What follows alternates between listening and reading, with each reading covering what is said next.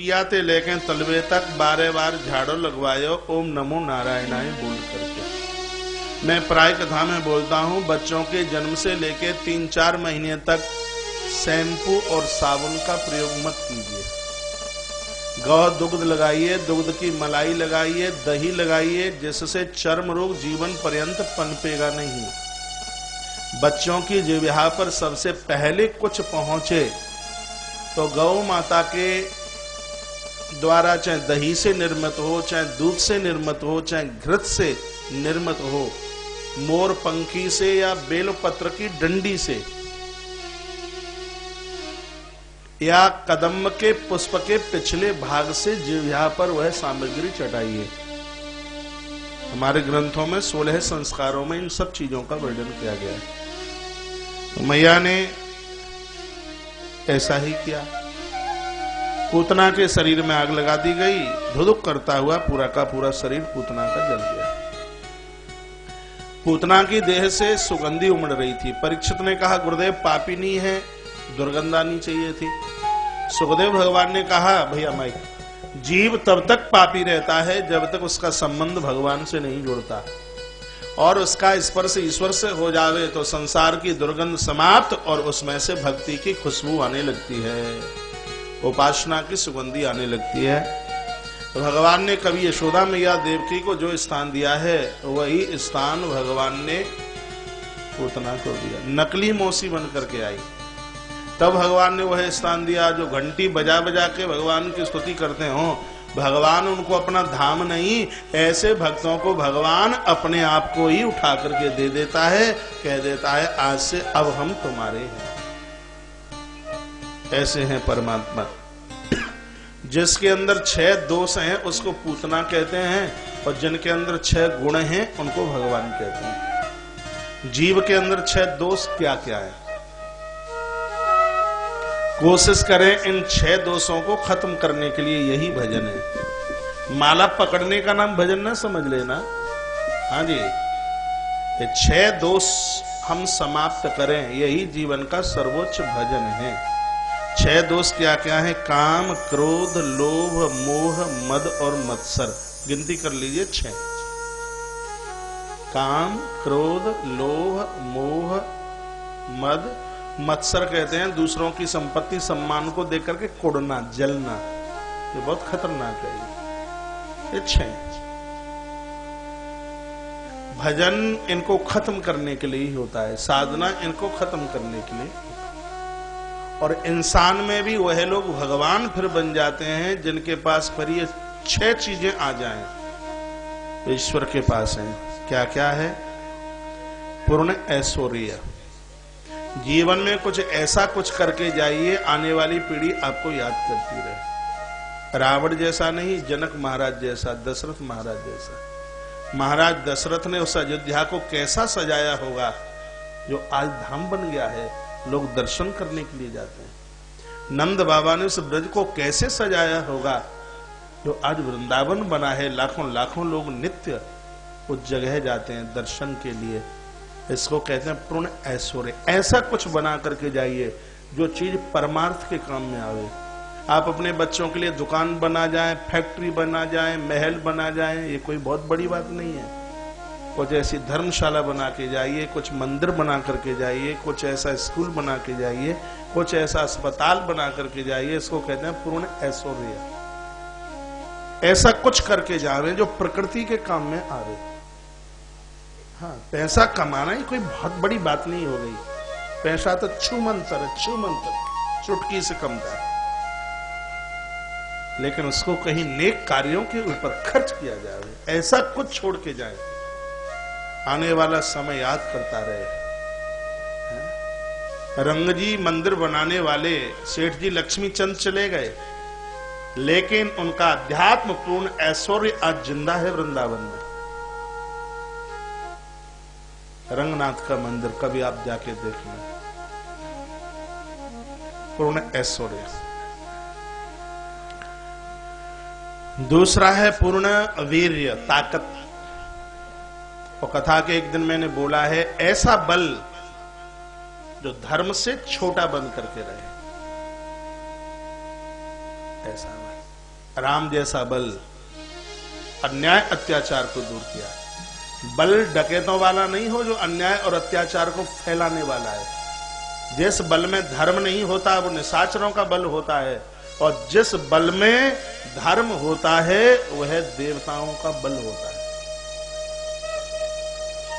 पूर्ण बल तो धर्म के साथ जुड़ा हुआ है। पूर्ण यश,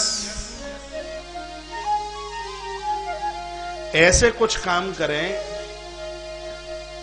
लोग बड़ी महानता और विनम्रता के साथ हमारा नाम ले। मध्य प्रदेश में एक जगह पड़ती है अंबा, यहां एक बाबा हुए थे, बाबा लोचन दास जी महाराज। बाबा लोचन दास, एक बार जनवरी में मेरी कथा थी उधर कहीं चंबल के उस पार, 14 जनवरी मकर संक्रांति। एक बार कितने वर्ष हो गए होंगे लोचन दास बाबा को गए हुए, लेकिन उनकी समाधि पर कितनी भीड़ बताऊं, कितनी बताऊं भीड़, लोगों की श्रद्धा। क्या उन्होंने अपना पारमार्थिक और आध्यात्मिक यश फैलाया। यह करें। पूर्ण श्री, श्री कहते हैं संपत्ति को, ऐसा पैसा जिस पैसे ने किसी का अपमान न किया हो, जिस पैसे ने अन्याय न किया हो, ऐसा पैसा जो लेबर की तनख्वाह मार के इकट्ठा ना हुआ हो, ऐसा पैसा जो भाई के साथ बेईमानी करके इकट्ठा ना हुआ हो, ऐसा पैसा जो ब्याज के ऊपर ब्याज, ब्याज के ऊपर ब्याज जोड़ करके इकट्ठा ना हुआ हो, ऐसा पैसा जो दलाली से इकट्ठा ना हुआ हो, ऐसा पैसा जो 20 नाखूनों की कमाई से पैदा हुआ हो, उसको कहते हैं पूर्ण श्री। वो पैसा पंचों बात पल्ले पड़ रही है। पूर्ण श्री, ये चीजें हो तो भजन है। पूर्ण श्री, लेबर का पैसा मार के, गरीबों का पैसा मार करके, ये शहर के लोग दान में तो दे देंगे लाखों रुपया, गरीबों की तनख्वाह मारने में देर नहीं लगती। क्योंकि मैं तो फैक्ट्री वालों से सब जगह मेरा जाना होता है। दुर्बल को न सताइए जाकी मोटी हाय, मुई खाल की चाम सो लो भस्म हो जाए। गरीब रो पड़ा तो ईश्वर की आंख के आंसू बंद नहीं होंगे, उनके ऊपर मेहरबान। अरे भैया उसको पैसे की जरूरत है परिवार चलाने के लिए, और तुमको एक नौकर की जरूरत है अपना व्यापार बढ़ाने के लिए। दोनों एक दूसरे के साथ सामंजस्यता रखें, उसको कहते हैं पूर्ण श्री। ऐसा धन चाहिए, ऐसा। अगला सूत्र है पूर्ण ज्ञान। ऐसा ज्ञान जिसने अपराध पैदा ना, झगड़ा पैदा ना कर दिया हो, द्वंद्व पैदा ना कर दिया हो। सर्वोत्कृष्ट विचारों का ही नाम ज्ञान है। स्वामी विवेकानंद जी महाराज जैसा ज्ञान, परमहंस जैसा ज्ञान, बाबा तुलसी जैसा ज्ञान। आकाश खत्म हो सकता है, धरती माता लुप्त हो सकती है, लेकिन बाबा तुलसी की रामायण लुप्त नहीं हो सकती। ऐसा पूर्ण ज्ञान, ऐसा कुछ। हर व्यक्ति के पास कोई न कोई तो गुण होता है, ऐसी गुणवत्ता की फसल बो करके जाइए, वो विचार कभी समाप्त न हो पावे। और पूरा वैराग्य। हमारे पास पैसा नहीं है, वैराग्य नहीं है। संपत्ति होने के बाद भी साइकिल पर चलने में, एक तो लोग साइकिल पर इसलिए चलते हैं वो मक्खी चूस है, गाड़ी में पेट्रोल नहीं डला सकते, पैसा खूब है, दीमक लग जाएगी कागज में। एक तो साइकिल पर वो इसलिए चलता है। एक वैराग्य का मतलब यह है कि धरती नारायण की पत्नी है और हर व्यक्ति के चरणों में नारायण का वास है। श्रीमद् भागवत के 3 स्कंद में चल के आया है, हाथों के देवता इंद्र हैं, आंखों के देवता सूर्य हैं और पांवों के देवता भगवान विष्णु हैं। और पूरे शरीर को आप देखो, बॉडी में सबसे ज्यादा टच पाम जमीन पर रहते हैं। क्यों? वो धरती भी नारायण की पत्नी है और चरणों में है नारायण, इसलिए पाम सबसे ज्यादा टच रहते हैं। एक महात्मा जी हमें बोलते हैं, एक निम्बारकाचार्य जी महाराज हैं, श्री जी महाराज, वृंदावन में बहुत बड़े संत हैं, सलेमाबाद रहते हैं अजमेर के पास। जैसे ही वो वृंदावन की सीमा में पहुंचते हैं, वो अपनी गाड़ी छोड़ देते हैं, उलाहाने बिल्कुल पैदल, और वो जब तक श्री वृंदावन में रहेंगे पामों में क्षण पादुकाएं नहीं होंगी। पैदल पैदल घूमेंगे, पैदल चले, सब कुछ उनके पास में है। लेकिन ये वैराग्य है, ये समर्पण है। वैराग कहते हैं समर्पण को। त्याग का ही एक नाम वैराग्य है। हमारे पास कुछ नहीं हो, ये वैराग्य नहीं है।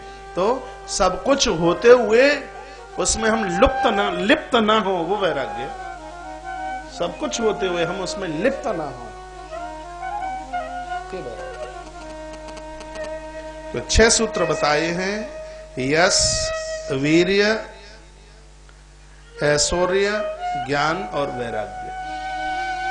भजन इतना बढ़ाइए कि वो 6 चीजें खत्म हो जाएं और ये 6 चीज उजागर हो जाए। पूतना वासना है। पूतना क्या है? वासना है। संसार की वासना को वही खत्म कर सकते हैं जिनके पास ये 6 गुण हैं, जो कृष्ण के पास थे, भगवान के पास थे, जिनकी चर्चा अभी हम कर रहे हैं। वृक्षों में आग लगाई, धुधुक करता हुआ पूतना का शरीर जल गया है, भगवान ने उसको मुक्त कर दिया, अपना धाम दे दिया। अब मेरे प्रभु, अभी मैं भगवान का नाम तो लूंगा नहीं, क्योंकि अभी भगवान का नाम रखा नहीं गया है। एक और निशाचर भेजा जिसका नाम था सकटासुर। भगवान 108 दिन के हुए थे तब सकटासुर अहंकार का नाम है। जब प्रभु 108 दिन के हुए हैं, अहंकार निशाचर तब आया। 108 भगवान 108 दिन के हुए तब ही क्यों आया? क्योंकि 108 को जब आप जोड़ दोगे तो उसका योगफल 9 आता है। 108 को आप में जोड़िए, 0 का कोई मान नहीं होता, 8 और 1 जोड़िए 9 होता है। इसमें 108 क्या है? महात्मा लोग लगाते हैं श्री श्री 108 फलाने नाम के महाराज जी। 108 क्या है? इसमें 8 है प्रकृति, 0 है माया, 1 है ब्रह्म। संसार में जो भी कुछ दिखाई दे रहा है प्रकृति है ये। और संसार को जो चला रहा है वही पुरुष है, और जो नहीं है फिर भी होता सा नजर आ रहा है वही माया 0 है। 3 के द्वारा ही तो दुनिया चल रही है। ये बहुत ध्यान से सुनिए, जो चलाने वाला है वो 1 है, 1, ठीक है। जिसको चला रहा है वह 8 है, और जो नहीं है फिर भी होता सा नजर आ रहा है वह बीच में 0 है। 0 बीच में ही क्यों है? ऊपर नीचे क्यों नहीं? देखो आप सुन नहीं रहे तो मुझे आनंद नहीं आ रहा। ये 0 बीच में ही क्यों है? रामायण का अयोध्या कांड आप देखिए, आगे चल रहे हैं प्रभु राम, उसके पीछे चल रही है माता जानकी, और उनके पीछे चल रहे हैं श्री लखनलाल। राम जी को ब्रह्म कहा, जानकी मैया को माया कहा, ब्रह्म बीच माया जैसे, और सबसे पीछे लखनलाल। राम जी के पीछे जब माता जानकी है और लखन पीछे है तो लखन बहुत परेशान है, क्योंकि लखनलाल को भगवान का दर्शन नहीं होता। क्योंकि माया बीच में होगी तो जीव लखन को ईश्वर का दर्शन हो ही नहीं सकता। अब जीव क्या करे? फिर क्या करे? भगवान का दर्शन करना है, जीव क्या करे? माया को उठा करके फेंक दे? ये जीव के बस का काम नहीं है कि माया को उठा करके फेंक दे। तो लखन ने क्या सुंदर सा विचार खोजा है कि लखनलाल जानकी मैया के पाम के ऊपर पाम रख करके नहीं चलते। जो माया का पीछा करेंगे उनको ब्रह्म का दर्शन नहीं होगा। लखनलाल क्या करते हैं?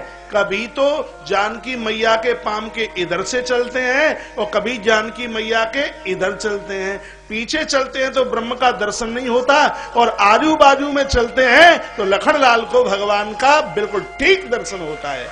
माया के पीछे चलोगे तो ईश्वर का दर्शन नहीं है, माया से हट करके चलोगे, इधर उधर चलोगे तो भगवान का दर्शन होगा। जानकी मैया माया है, वो माया जीव और ब्रह्म के बीच में ही माया रहती है।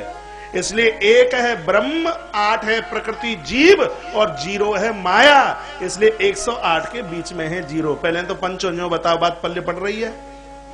0 इसलिए बीच में, एक ब्रह्म है, 8 प्रकृति यानी जीव है और 0 माया। माया का अस्तित्व नहीं है, 8 एक में मिलता है 9 होता है। और गणित का सबसे बड़ा अंक 9 है, पूर्ण अंक 9 है। 9 को आप बढ़ा करके घटा करके जोड़ोगे तो उसका योगफल 9 ही आएगा। पूरे गणित में सिर्फ एक 9 का अंक ऐसा है, उसका जब आप योगफल करोगे तो 9 ही आएगा। जैसे 9 1 9, 9 दूनी 18, आपस में जोड़ो, 18 को जोड़ो फटाफट। हाँ देखो, ब्याज का पैसा हाल जोड़ लें और ये नहीं जोड़ पा रहे। 9 3 27, 7 2 9, 9 6 36, 6 3 9, 9 5 45, 5 4 9, 9 6 54, फिर 5 4 9, 9 7 63, 6 3 9, 9 8 72, 7 2 9, 9 गुणा 10 90, 9। इसको जोड़ोगे तो 9 ही होगा। अब ये 8 को ले लीजिए, या बढ़ जाएगा या घट जाएगा, दोनों में से कम होगा। 8 1 8, 8 2 16, एक घट गया 6 1 7, 8 3 24, 4 2 6, फिर एक घट गया, 8 6 32, 3 2 5, फिर एक घट गया। 9 नाम का अंक अपने आप में इतना पूर्ण है, जोड़ोगे तो योग इसका उतना ही आएगा। महापुरुष 108 इसलिए लगाते हैं कि 0 को तो हमने त्याजित कर दिया। 0 हमारा माया क्या बिगाड़े। अब यह 8 एक में मिलकर के 9 हो गया है, क्योंकि अब हम सर्व प्रकार से पूर्ण हैं, हमें कुछ नहीं चाहिए। तब ये लगाते हैं श्री श्री 108 फला फला फला फला नाम के महाराज जी। आज तो पता नहीं कितना 1008 भी छोड़ दिया। एक कहीं हम कहा शर्मा जी, आपको ध्यान है, एक बैनर पर लिखा हुआ था श्री श्री 1035 फलाने नाम के महाराज जी। जगत गुरु हमने लिखा देखा, लेकिन एक बैनर पर लिखा हुआ था होशंगाबाद के पास में ब्रह्मांड गुरु। अब जगत गुरु भी क्या छोटा होता है। वैसे कृष्ण के अलावा कोई जगत गुरु हुआ नहीं, कृष्ण के अलावा कौन जगत गुरु हो सकता है। लेकिन वहां तो तृप्ति जगत गुरु से भी नहीं, ब्रह्मांड गुरु, ब्रह्मांड गुरु।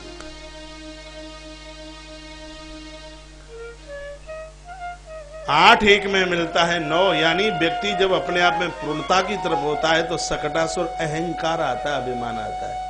इसलिए भगवान 108 दिन के हुए हैं तब आया है। सकटासुर मेंश अहम, अहंकार।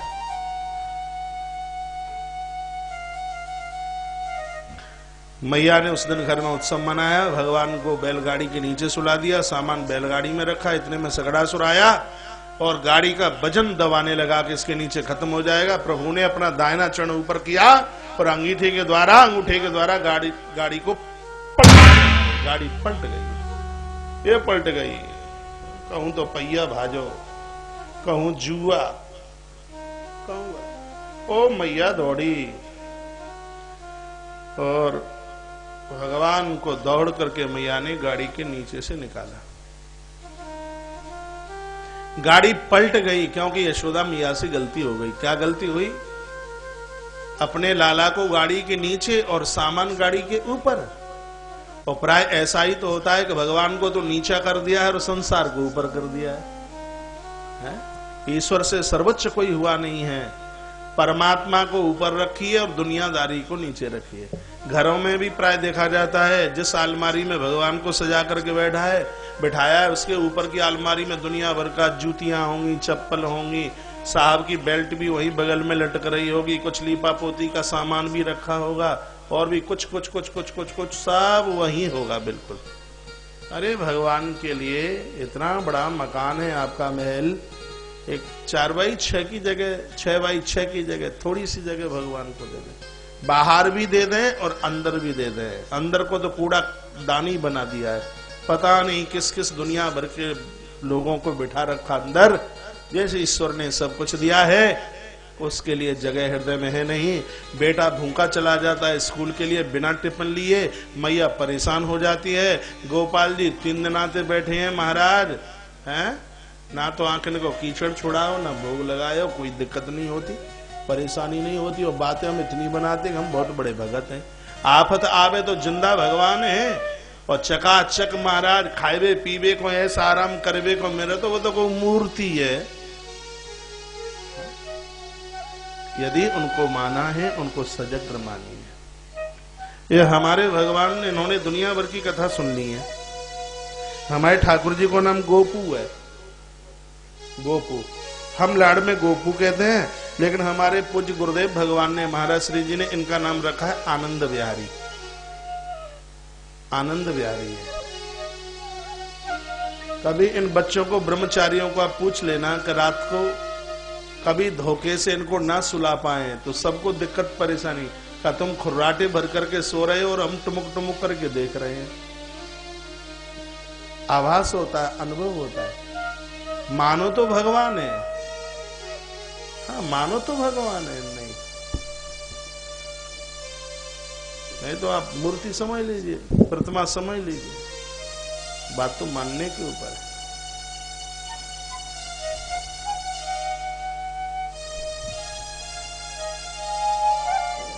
ईश्वर से सर्वोच्च कोई हुआ नहीं है, हो नहीं रहा है और होने वाला भी नहीं है। परमात्मा से सर्वोच्च कौन हो सकता है। मैया ने भगवान का जन्मदिन मनाया था, आप भी अपने बच्चों का जन्मदिन मनाते हैं, लेकिन अंतर इतना है, मैया ने घी के दिए जलाए और पूरी रात जलते रहे, और तुम मोमबत्ती जलाते हो, फू कर करके फिर उनको बुझाते हो। तो ये आयु बढ़ कहां रही है, तो घटा रही है। शास्त्रोक्त विधि से बच्चों का जन्मदिन मनाइए।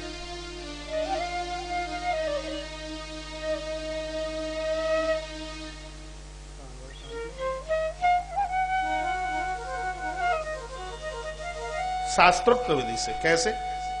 आपका बेटा 5 साल का है, 5 दिए एक बनाइए, छठवां दिया चतुर्मुखी बनाइए जिसमें 4 बत्ती हो। 5 दियों को मम्मी पापा मिलके जला लें, और एक दिया है उसको घर का बुजुर्ग कोई जलाए, दादा दादी, माता पिता, और कोई जो है बुजुर्ग घर का, गुरु आचार्य, वह उस दिए को जलाए। बच्चे को केक ना कटाइए, भगवान बच्चों के जन्म पर काटना नहीं है, जोड़ना है। बच्चे का जन्मदिन मनाते हैं, उस दिन आप पंचगव्य दीजिए। पंचगव्य में गैया का दूध, गाय का घी, गाय का दूध, गाय का दही, गाय का घी, गाय का गौमूत्र और गोमय, गाय का गोबर, सब चीजें सूती वस्त्र में छान करके और फिर बांटिए। देखिए बच्चों की प्रखरता, एक बार जो पढ़ लेंगे जीवन में भूलेंगे नहीं। आज तो माथा दुखता है अलग, पढ़ने का मन ही नहीं होता। पंचगव्य लेने से मेधा, प्रज्ञा, स्मृति, ये तीनों प्रकार की बुद्धि आपस में मिलती है तो वह विवेक बनता है। विवेक कहते हैं सत्य और असत्य की जानकारी, और आज की पीढ़ी के लिए बहुत ज्यादा जरूरी है, ये बहुत जरूरी है। मैया ने यह सब चीजें सबको बांटी है। सकटासुर का उद्धार भगवान के हाथों से हुआ है। एक और निशाचर भेज दिया जिसका नाम था तृणाव्रत। तृणाव्रत आया हवा का झंकोरा टाइप का, ये अपने यहाँ मई जून में देखने को मिलता है। हवा में गांठ सी पड़ जाती है। अपनी बहा की भाषा में इसको समझ लें भूत। हाँ, खेत में से भूसा उड़ जाए महाराज, भूसा। भागवत के भाषा में इसको चक्रवात बोलते हैं, चक्रवात। वैसे मैं बोल रहा हूं, आप समझ तो रहे हैं, चक्रवात। दोपहर का समय था, भगवान मां की गोद में बैठे हुए थे और ब्रजवासी कुएं से पानी भर के लाए थे। ये तब की बात है जब डोल बाल्टियां चलती थी, रस्सी से पानी खींचा जाता था सुबह दोपहर शाम को। बस ये दोपहर के कार्य से ब्रजवासी निवृत्त हुए ही होंगे, और इतने में इतनी जोर से चक्रवात आया। यहाँ लिखा है मुहूर्तम गोष्ठम रजसा तमसावृतम। महाराज दिन में अंधेरा हो गया, रजसा तमसा लिखा है, दिन में अंधेरा हो गया और किसी को कुछ दिखाई नहीं दे रहा था उस समय। जब चक्रवात आया तो दिन में सबकी आंखों में अंधेरा हो गया। यह तो भागवत के पन्ने में लिखा है। इसमें यदि एक पलटा लगाएं तो इसका अर्थ यह है कि संसार के विषय और भोगों का ही नाम ये चक्रवात है। इंद्रियों के भोग विषय ही ये चक्रवात है। जब महाराज भोगों का भूकंप जीवन में चल करके आता है तो रजसा कहते हैं दिन को, तमसा कहते हैं रात को। इसका अर्थ यह है कि लोग दिन में अंधे हो जाते हैं, लोगों को दिन में भी कुछ दिखाई नहीं देता। वह ब्रजवासी बच गए जो भगवान के श्री चरणों में थे। और महाराज जब तक भगवान के चरणों में नहीं रहेगा जीव, तब तक संसार के भोगों से वह बच नहीं सकता।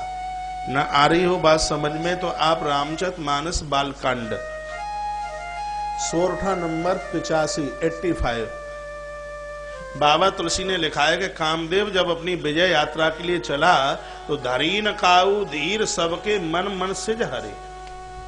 ऐसा कोई बचा नहीं जिसको कामदेव ने घायल ना किया, सबको मार डाला। सब धरीन काऊ धीर सबके, सबके शब्द लिख दिया। सबके मन मन सिज हरे, सबके मन को मथ दिया। बाबा तुलसी के हाथ से कलम टपक गई कि जब सब मर ही गए, सबको मार ही डाला, तो अब रामायण किसके लिए लिखे। सो 3 दिन रामायण बंद रही बिना लिखे। तीसरे दिन शाम को बजरंगबली हनुमत लाल जी प्रकट हुए और हनुमान जी ने कहा बाबा लेखन नहीं चल रहा। बाबा ने कहा जब कामदेव ने सबको मार ही डाला तो अब रामायण किसके लिए लिखे। हनुमान जी ने कहा नहीं, जिंदे थे। कहा कौन जिंदे थे, मुझे दिखाई नहीं देते। कहा जिंदे थे, मेरे हाथ में पकड़ाइए। मोर पंख हनुमान जी ने, रामायण में हनुमान जी की कलम 3 जगह चली है। अब यहाँ राम कथा नहीं है, नहीं हम बताते। अभी हमारी शिव पुराण की कथा मैनपुरी से है, 10 तारीख से टेलीविजन पर आएगी सुबह 10 बजे से। और उसके बाद हमारी राम कथा ग्वालियर से है 12 फरवरी से लेकर के 9 दिन के लिए, 4 फरवरी से लेकर के 12 फरवरी तक। 4, 5, 6, 7, 8, 9, 10, 11, 12 ये ग्वालियर से नजदीक है। ये आप आ सकें तो आप अवश्य में आइए। राम कथा है, उसका समय 3 बजे से लेकर 7 बजे तक है। संस्कार टेलीविजन पर लाइव टेलीकास्ट है दोनों आयोजन। तो पहले यहाँ शिव पुराण आप सुने, तो सुबह की शिफ्ट में है। और अब के विलक्षण राम कथा सुनना है, उत्तराखंड की कथा पर विशेष ध्यान देंगे इस कथा में। तो तारीख आप याद रखना 4 से 12 फरवरी, जिसका सीधा प्रसारण संस्कार चैनल पर है। तो वहां जरूर यह बताएंगे कि 3 जगह हनुमान जी की कलम कहाँ कहाँ चली। यहाँ अभी एक जगह की बताई देते हैं, धरी न काऊ धीर सबके मन मन सिज हरे। ये तो लिख दिया बाबा तुलसी ने, लेकिन इस बात को पूरा बजरंगबली हनुमत लाल जी करते हैं। और रोने का लोग बचे थे कौन, जे ही राखे रघुवीर ते ही उबरे ते ही कालम हूं। जिनके ऊपर रघुनाथ की कृपा थी महाराज, उस समय वह लोग अपने आप में जिंदे थे। भगवान की कृपा होवे है। सीम का चाप कैसे चो भाई, हाँ सीम